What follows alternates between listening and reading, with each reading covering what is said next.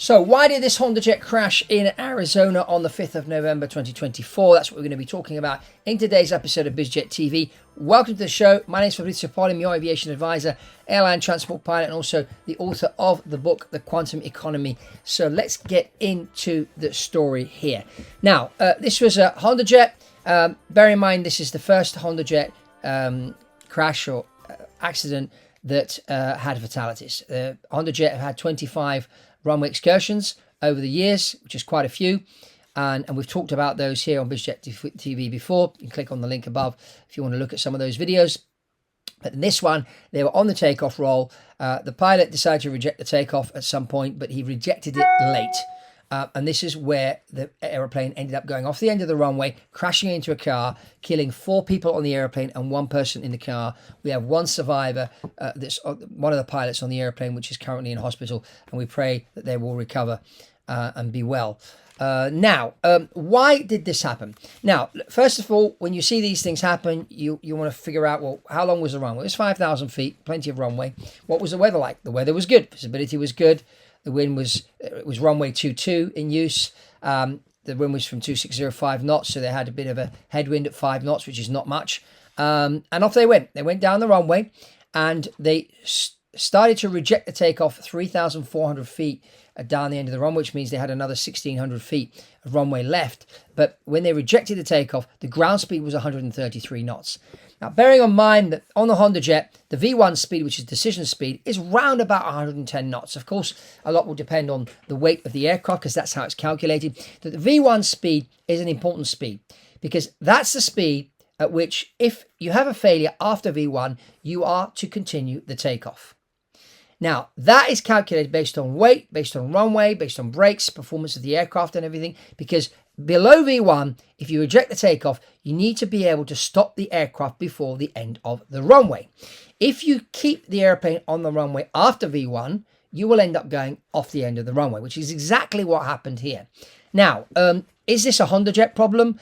Is Honda going to have a problem now? Are they going to have to ground all the aircraft? Well, I'll give you some insider information here. Got 2 friends of mine, both private jet pilots, but also with extensive airline experience, training people for various different airlines around the world. One of them is an instructor on the G550, the Gulfstream G550 in the simulator, and one is an instructor on the Falcon 7X and AX in the simulator. And they both told me, and bear in mind, they don't know each other, okay? And I didn't prompt this response. They both told me, I said, what have you been seeing in the simulators you train private jet pilots?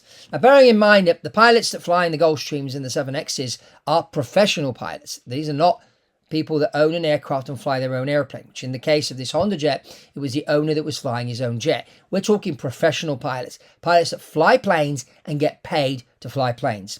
They said in both instances, in the G550, they've seen a number of times when they give them a failure at V1, the pilot would continue to stay on the runway and try and stop the aircraft. This is happening in the G550 simulator and in the Falcon 7X and AX simulator. And so these friends of mine are drumming into these people, trying to drum into them, saying, look, at V1, if you have a failure, you take the plane into the air.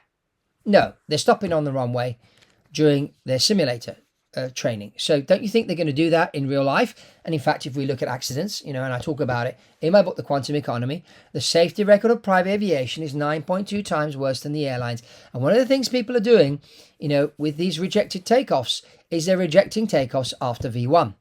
And so in this case with the HondaJet, they were 133 knots. They rejected the takeoff. The brakes probably had a bit of a struggle to stop the airplane, and they obviously had a higher speed. So if you have a higher speed and you brake at a higher speed, that's going to turn into heat. Okay, that heat may be too much for the brakes, so the brakes may fail. Okay, and so you end up on the end of the runway, which is what happened here with this HondaJet crash. So what I was told when I was doing my Boeing 737 type rating, my instructor said to me, he said, if you get a failure at V1, you take the airplane into the air. And then he said a key phrase. He said, remember, airplanes are designed to fly, not to be driven on the ground. Therefore, airplanes behave better in the air than they behave on the ground. So if you have a problem at V1, you get to VR, which is usually a few knots straight after, just rotate, take the airplane into the air, even if you've lost an engine, take the airplane into the air, go up, take your time, burn off some fuel, make sure you've got, you're not going to be overweight for landing, and put out any fires that you may have or whatnot. Take your time, go into holding pattern, take your time, go through the checklist, plan everything. There's no rush, okay? But make sure you plan your landing and come in for landing and do a safe landing. What you don't want to do is at V1, which is why pilots in the simulator trained, they've got one hand on the yoke and one hand on the thrust levers. When the co-pilot, or the pilot non-flying says, or pilot monitoring as it's called these days, says V1, the pilot flying takes his hand off the thrust levers and puts both hands on the yoke, and then the other pilot will call VR or rotate, and then you rotate, you pull back, and the airplane starts going into the air. So there's a reason why you take your hand off the thrust lever at V1, because after V1, you are committed to taking the plane into the air. What this HondaJet pilot did at V1, he had the failure, and he rejected the takeoff. He was too fast and ended up off the end of the runway, killing 4 people. So this is the problem. So this is not just a HondaJet problem. It's happening throughout the private jet world. I don't know what it is with people. Maybe they haven't been told this whole thing. Maybe I was lucky, drummed into me. The fact that a plane is designed to fly, and a plane will behave better in the air than on the ground. And so that's really, really the key here, the key lesson. So what I'm doing, I'm setting up a new venture right now, and to train pilots for private jets, in particular those flying these smaller jets. It's an ongoing training program which will satisfy insurance companies and that. And it's great for, if you're watching this and you're thinking of buying a jet and flying it yourself, you need to reach out to me. Let's get on a call and I'll be able to tell you about what we're doing here, developing the ASCOT pilot training system, as I call it. And ASCOT is an acronym, and I'll tell you more about it when we get on a one-to-one call. This is a system which is an ongoing training system to help pilots to have a standard like that of the airlines, so that we can improve flight safety in private aviation. Because I honestly think that safety on a private jet should be higher than the airlines. You're paying more for the airplanes. You're paying more for your flights. Okay, so shouldn't you be safer? Shouldn't the pilots receive more training and better training on a private jet? The problem is a problem of cost. It's because they don't build many of these private jets. The simulator training is like 5-6 times more expensive than training a pilot in an Airbus A320 or a Boeing 737, for example. So that's one of the problems.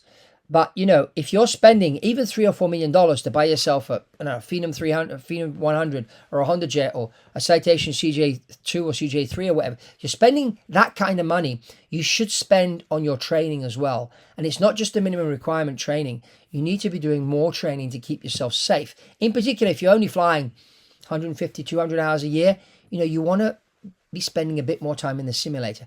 That money is well invested, and your insurance company will be happy to see that you're actually doing more training than the minimum requirement.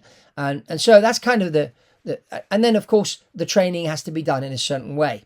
And that's the other factor that we'll be doing with the ASCOT pilot training system that I've developed. So if you want to find out more, reach out to me. You see my email trailing here, and we can get on a call and I can tell you more about this. Also, check flighttvnetwork.com, which is another venture we're launching, which is a Netflix type channel all about aviation and space. I'm one of the partners and co-founders of this new channel, which will be launching in the new year. We were going to launch in November, but we've had a few delays with a few things that we're organizing. So we're now launching in the new year. But you can go to flighttvnetwork.com, put your name in there on the list, and you'll be notified when we're launching, and you can also watch the trailer. Also, check out this other video on BizJet TV where we compare the different light jets. It's an interesting one. We talk about the CJ series from Cessna, the Embraer Phenom 100 and 300s, and of course the HondaJet, and do a bit of a comparison between these 3 types of aircraft. And that's all from Fabrizio here on BizJet TV. Remember to subscribe, give us a thumbs up, and share this video with your friends and family and everybody else out there, so we can get the word out there about BizJet TV. And I'll see you on the next one.